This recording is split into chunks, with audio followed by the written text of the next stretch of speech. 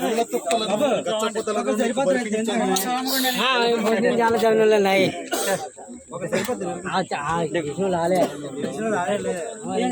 నీవు నేలకు తిరిగి చేరు వరకు నీ ముఖపు చెమట కార్చి ఆహారము తిందువు. ఏలయనగా నేల నుండి నీవు తీయబడితివి, నీవు మన్నే గనుక తిరిగి మన్నైపోదు అని చెప్పాను.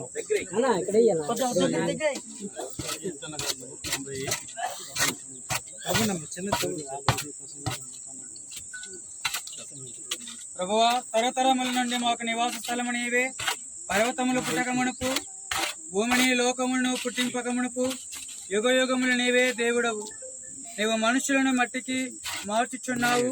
నరులారా తిరిగి రండని నీవు సెలవిచ్చుచున్నావు.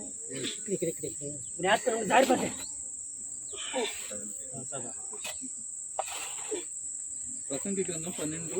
అలాగే సరిపోతుంది. మన్నైనది వెనుకటి వల్లని మరలా భూమికి చేరును, ఆత్మ తను దయచేసిన దేవుని ఎదుటి మరలా పోవును.